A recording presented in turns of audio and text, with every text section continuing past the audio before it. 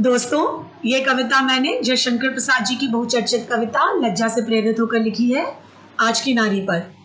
तो चाहे दफ्तर जाए या ना जाए, आर्थिक रूप से आत्मनिर्भर हो या ना हो, पर उसकी आवाज़ सिर्फ अपने खिलाफ होने वाले अन्याय पर ही नहीं, बल्कि इस देश, इस समाज और इस संसार में होने वाले हर सही गलत के खिलाफ निर्भयता और निर्भीकता से उठती है और सुनी भी जाती है।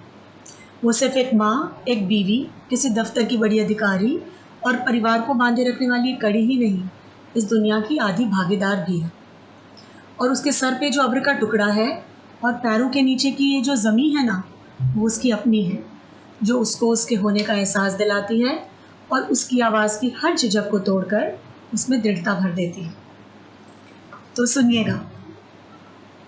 नारी, तुम केवल श्रद्धा हो, विश्वास रजत नक पक्तल में पीयूष स्रोत से बहा करो जीवन के सुंदर समतल में। कुछ सुना हुआ सा लगता है? सुना हुआ या फिर सिर्फ बुना हुआ? नारी, तुम केवल श्रद्धा हो, कवि के हृदय से निकली हुई एक सुंदर सी प्रतिमा या महज जुबानों से कानों तक पहुंची हुई एक कविता? ये आज की नारी की बात है, जिसके लिए शायद अपनी गरिमा बहुत खास है। पर क्या वो आज का आगाज है या सिर्फ अपनी माँ की घुटी हुई इच्छाओं की आवाज है? पर क्या वो आज का आगाज है या सिर्फ अपनी माँ की घुटी हुई इच्छाओं की आवाज है?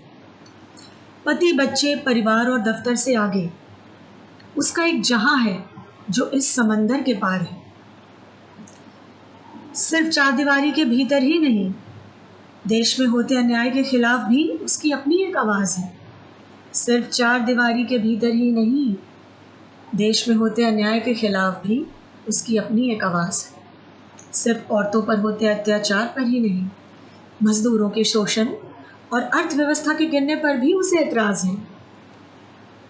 नारी, तुम केवल श्रद्धा हो, परवाज़ तुम, नवाज तुम, खुद ही में एक सारांश तुम, देवी नहीं कभी बनना तुम, इंसान ही बस रहना तुम। देवी नहीं कभी बनना तुम, इंसान ही बस रहना तुम। तुम मान हो, सम्मान हो, मानवता का अभिमान हो। नारी, तुम केवल श्रद्धा हो, नारी, तुम केवल श्रद्धा हो। उम्मीद है आपको मेरी ये कविता पसंद आई होगी।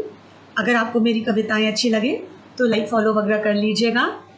अगली कविता तक नमस्कार, खुदा हाफिज और बाय बाय।